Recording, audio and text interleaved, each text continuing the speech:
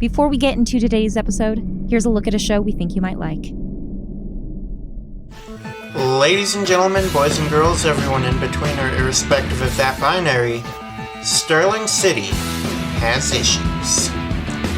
Welcome to Issues, where subtext is for cowards. Issues is a new take on the tabletop role-playing game, Masks, A New Generation. I could carry you if you want. I would rather fling myself out of the window. I mean, 6 flights, it's a lot. You know what? I'm gonna make sure it's 10 then. We focus on unapologetically queer youths doing their best to survive and thrive in a city working against them. Local non-binary too angry to die. We take the time and energy necessary to keep players safe while dealing with heavy subjects. That was a lot and scary. Somebody got shot because Webwalker zoned out for a little while. It's a very hopeful game about very queer kids in a very dangerous city. Also, there's superpowers. Issues can be found wherever you download your podcasts every other week, starting Christmas Day, 2024.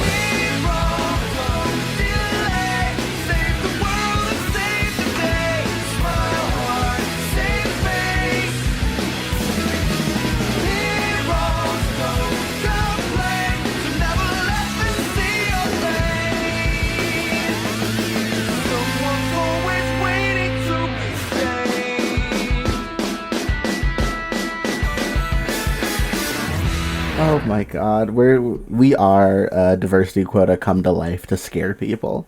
I love it. Shadows in the Smoke is intended for mature audiences and may contain material that some people find disturbing. Please see the episode description for content warnings and listen with care.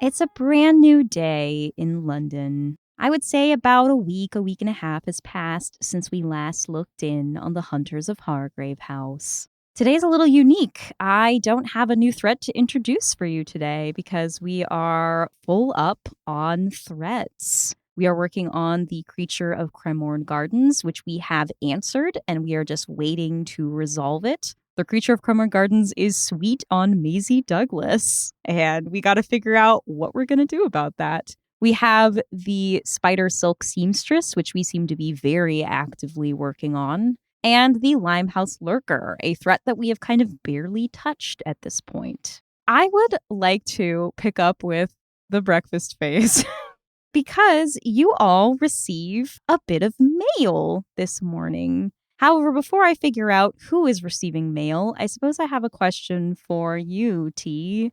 Where is John spending his time nowadays? All over the place, but most frequently the Isle of Dogs. Then, Ms. Douglas, Miss Thanero, and Mr. Lloyd, you receive 3 silver envelopes with wispy, spidery calligraphy addressed to each of you.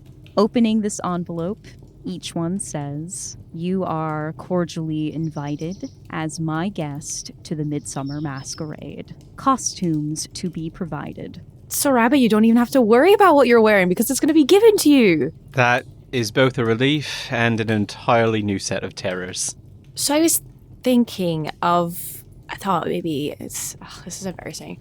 I was thinking of maybe inviting the fishman, but I don't want to intrude on the etiquette that you were telling us about the Fae people. Would it be bad if I asked the fishman to come with us? Someone say something! I don't have an answer for that, darling. I'm not terribly familiar with some of these more specific customs. It seems as though there's enough wiggle room in here that he could be interpreted as your guest, but just make sure he's on his best behavior, because if he breaks the rules of hospitality, then it will fall upon your Ed, not just his. Okay, I will make sure to communicate all rules that I know, which are not many, as effectively as I can, to someone who is a fish. And like I said, if you have any questions, now you've got 2 resources here with me and Merricket. Ask anything you like, and I'll tell you what I can. Thank you, Rabbit.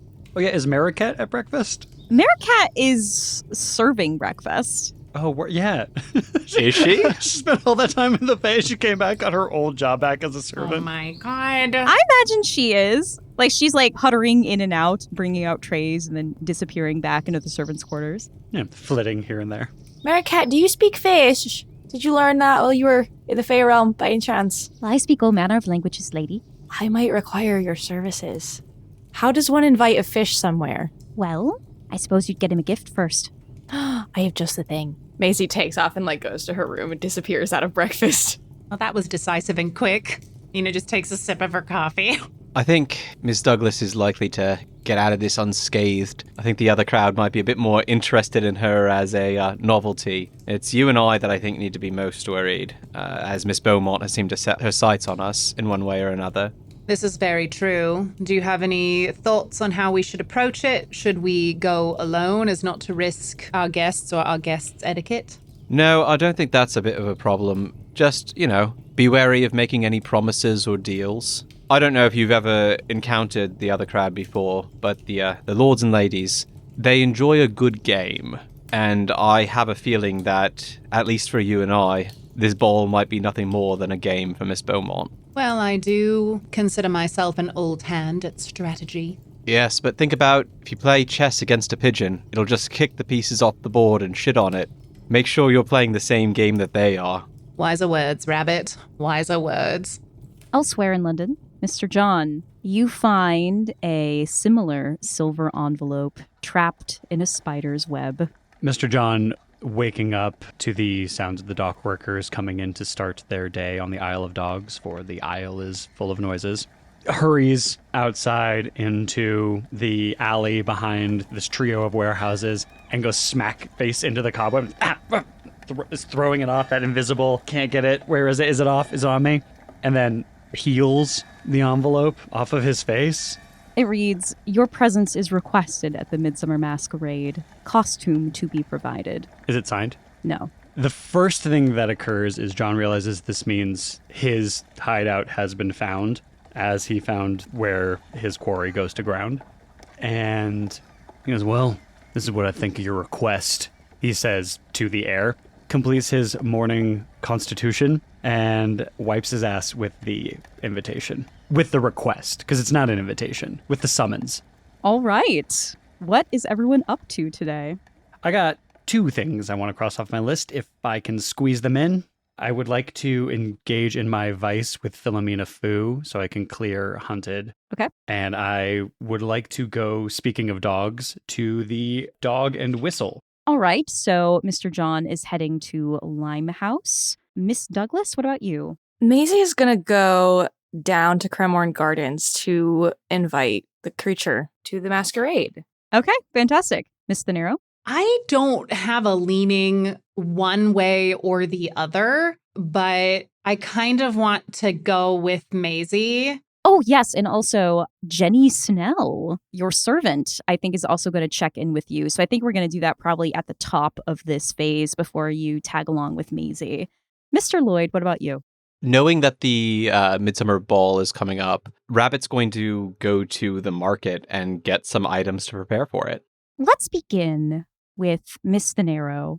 Miss Thanero, I do believe it's time to check in with your cultist, Jenny Snell. I'm curious where it is you meet up with her. Ina makes her way out to the gardens of Hargrave House and is sitting on a bench that is accessible through a gate near like the street, but that is hidden from prying eyes once you're inside the garden. And she's alerted Jenny that that is where she will be this particular morning and that she is to not be late. Miss Thanero, you have not seen Ms. Snell since you set her off on this errand, and she returns much changed. Jenny Snell enters the little garden and uses the side of her body to close the gate after her because you notice that her hands are bandaged, or what would have been her hands. Her wrists are bandaged, and she is balancing precariously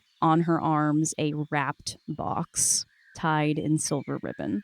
Ina gets up from the bench and, not as gently as she probably should, puts an arm around Jenny and like forces her over to the bench, sits her down, takes this box from her hands and tosses it down onto the ground next to her and starts to examine what were her hands. Yeah, Miss Thanero, you peel away that bandage and the wound is very clean, but Jenny Snell is missing her hands. Her arms simply end at the wrist. Ina is baffled by this. This shakes her. She doesn't know how to respond to something so aggressive. Because normally when Ina sends someone off to gather information, this is not the result. So she is very taken aback by this. And she's just like very gently like touching her wrist and looking at the wound. What did you do that merited this action? I worked for her, mistress, exactly like you told me to.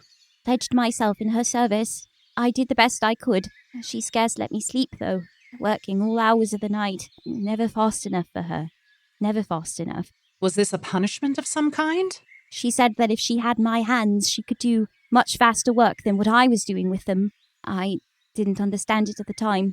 When I was walking home from work that evening, I think it was two ladies. Two ladies pinned me down and took my hands from me. Said that they would be better used in someone else's care. Did you recognize these ladies? Did you know who they were? I recognized their voices, mistress. I think I'd heard them about the shop.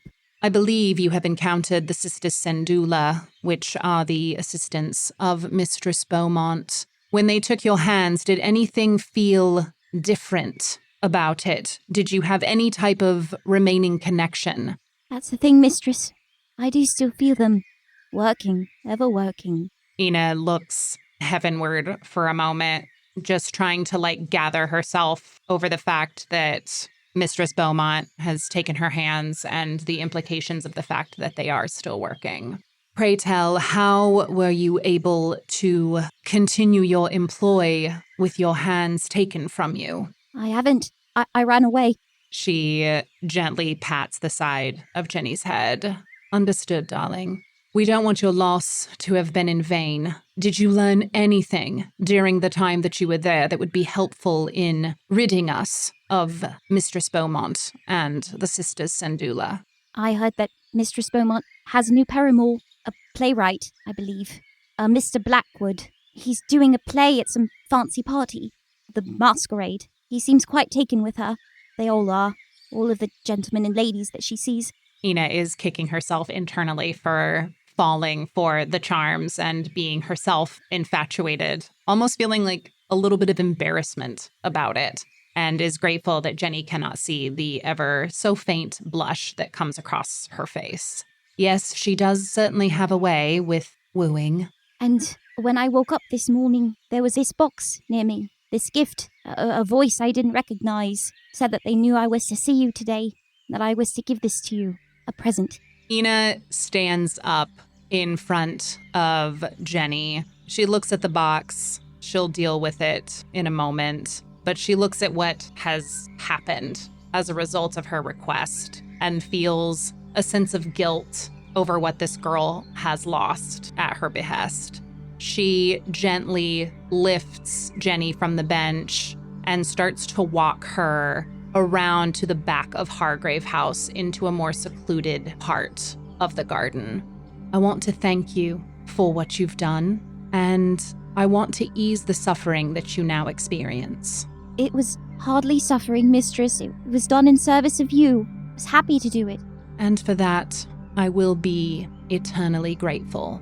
and she pulls the gold military cord off of her shoulder and gives it a little flick.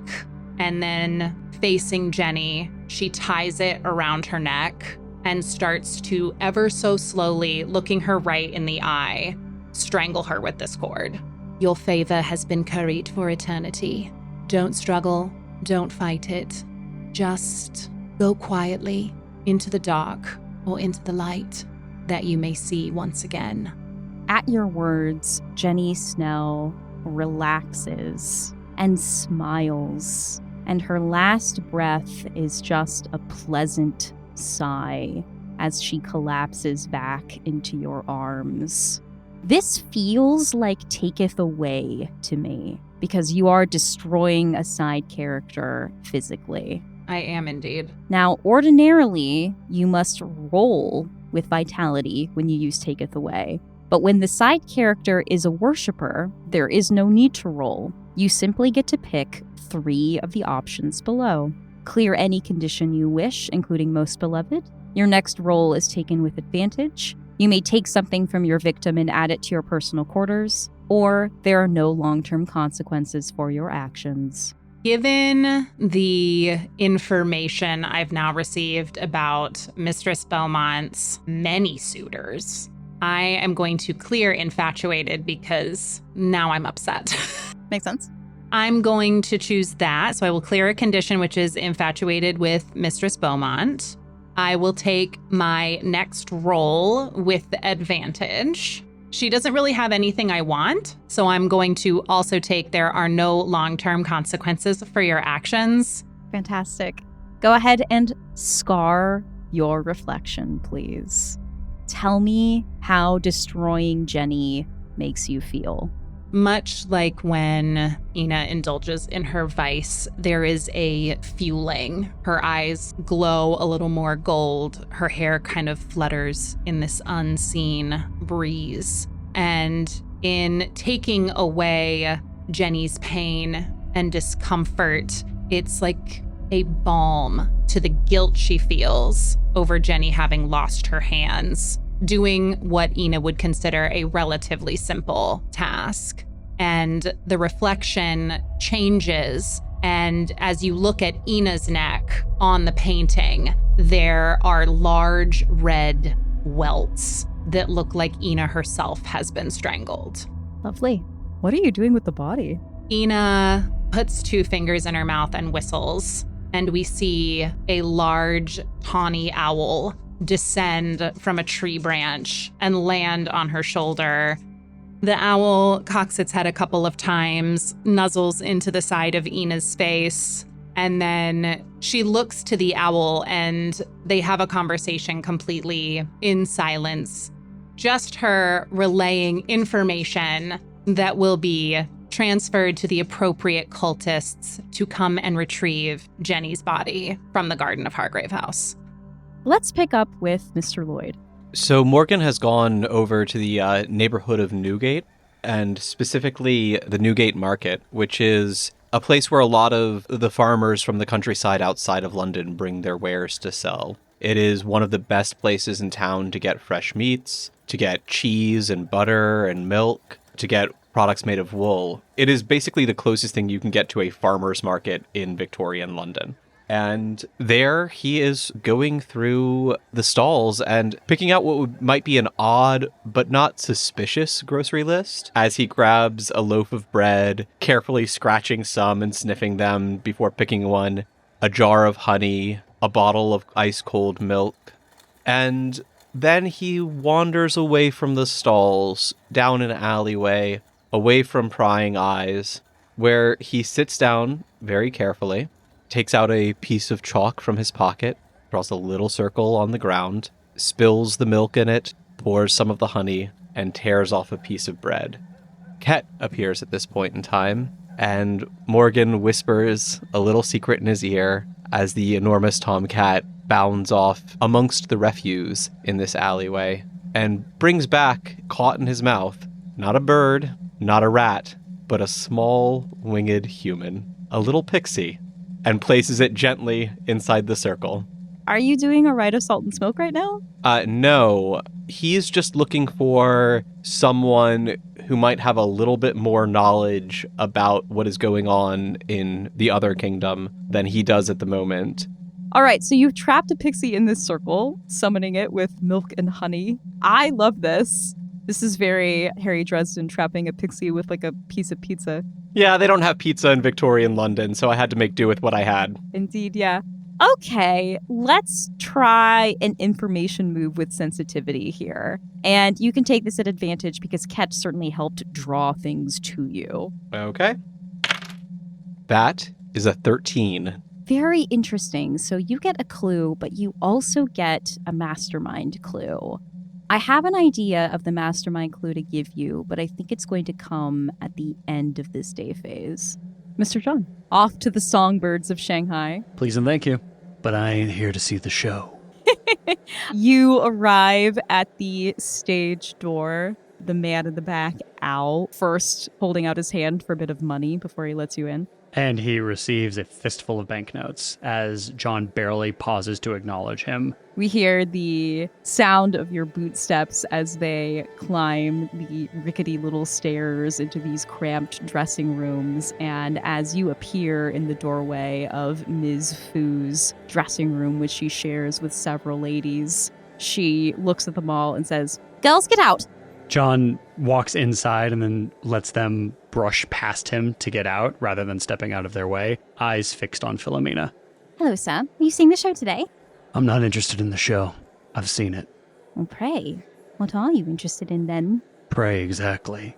And John gets to his knees in front of her and backs her so she is up against one of the vanity mirrors, wrenches her petticoats to the ground, and with his breath still smelling of the eels he ate from the Thames this morning, begins to devour her instead. This is as cruel as the harlot's curse, I feel. 11 plus 3 is 14. Jesus Christ.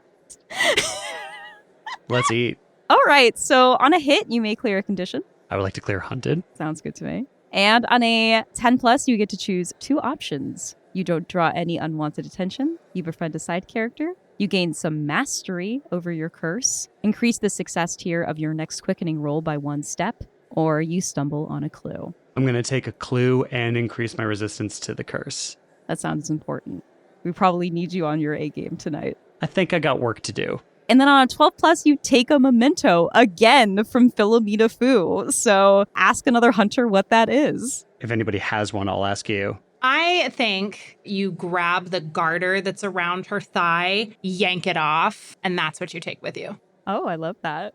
But I am still a man and still a bad guy.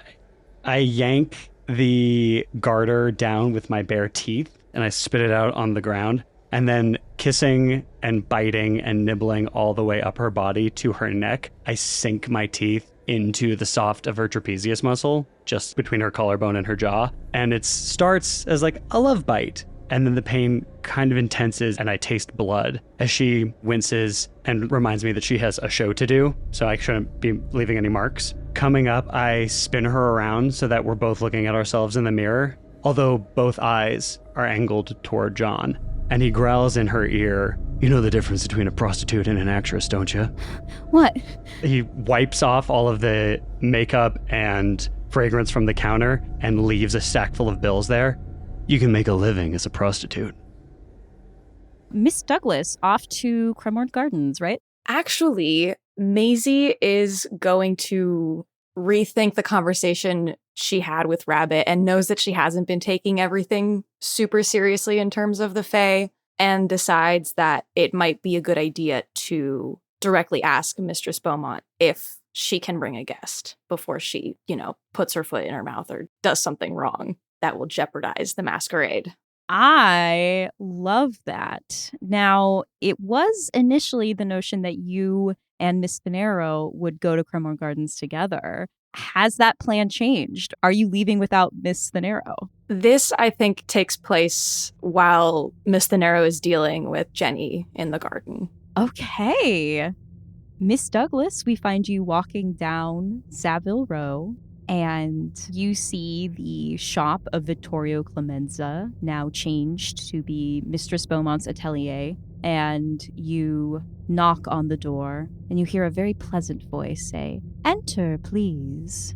Maisie pulls the door open, sort of takes a deep breath, and steps through the door, remembering the last time that she was here, that the person running the store turned out to be not the best, and knowing the very little bit she knows about Faye, and sort of being more concerned now with doing something wrong, steps through the door and says, "Hi, good afternoon, Mistress Beaumont. I'm sorry to interrupt. I know I don't have an appointment or anything of the sort. I just had a question for you, a request." "Of course, child. You may have an audience with me.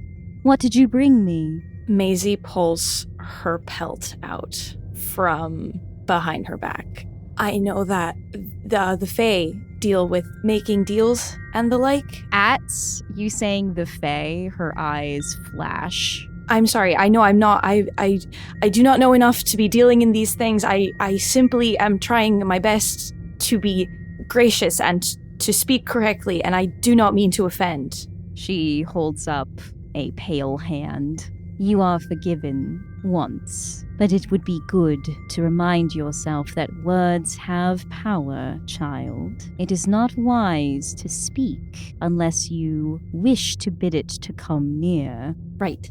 Apologies.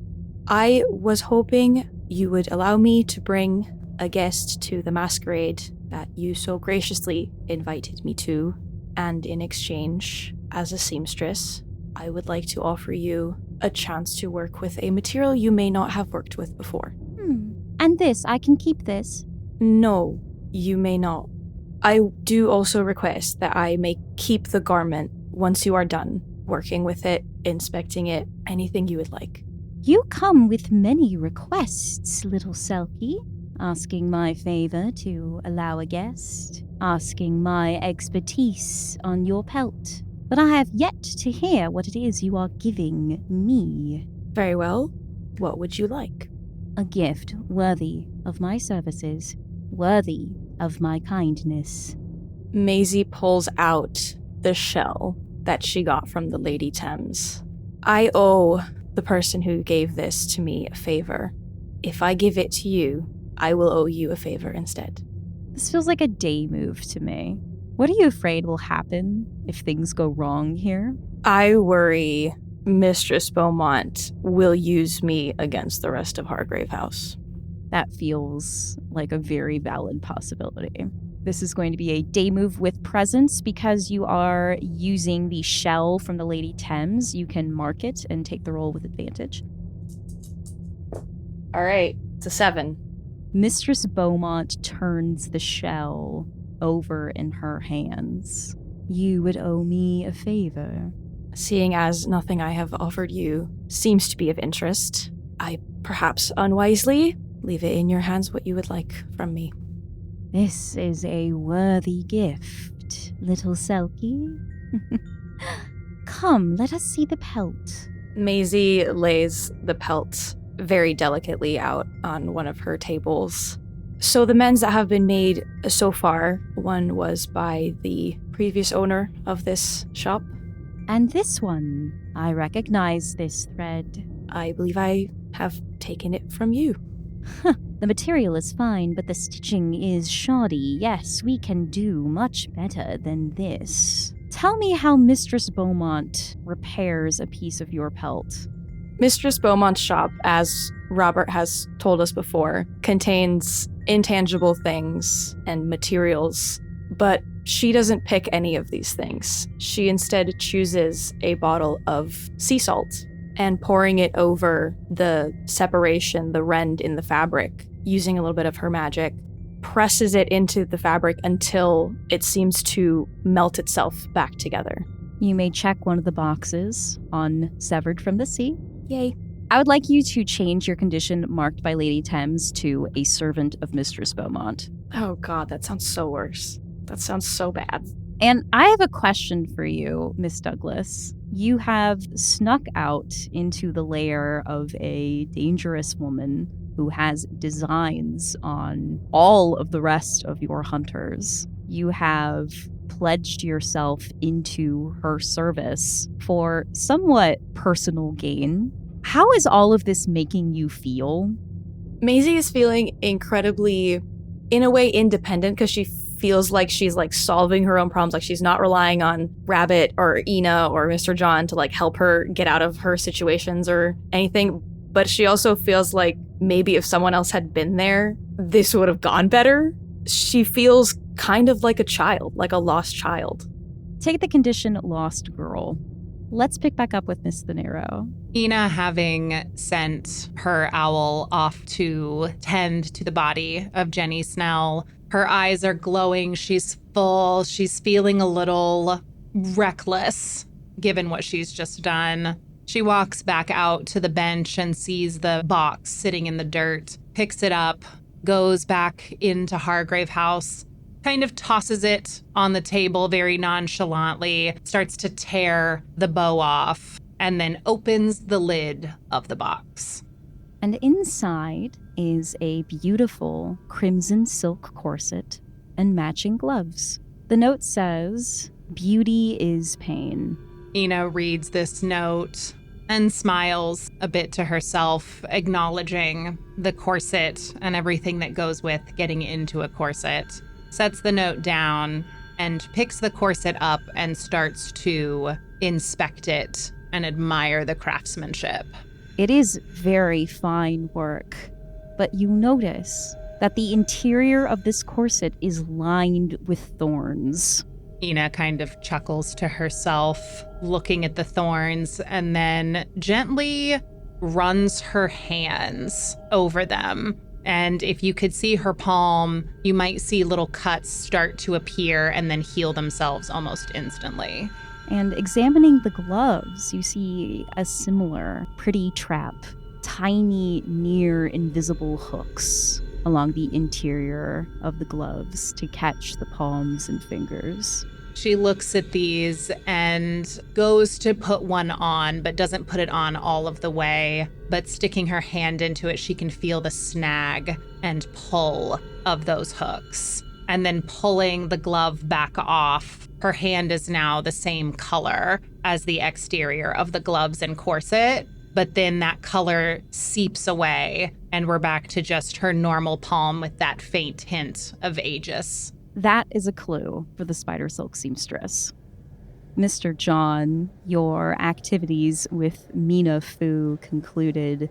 You leave her spent, catching her breath against the vanity, and close the door to the dressing room. And as you exit, your boots brush against flower petals, hundreds of them, roses, that have all been littered on the floor of this little backstage hallway. And crouched in the corner of the ceiling is a small form, its long hair hanging in front of its face. It says quietly, "I can smell her." Yeah, that makes two of us. "I'm hungry." Don't we just have so much in common? This world's eat or be eaten. You looking to have a snack? "Are you finished with her?" John glances over his shoulder and then remembers Vera Hale. "I'm just getting started. I already took a bite out of her. That means she's mine, but I've got room for dessert if you want to try anything." We see a glint of white as this pale figure flashes a sharp smile in your direction and leaps from the corner of the room.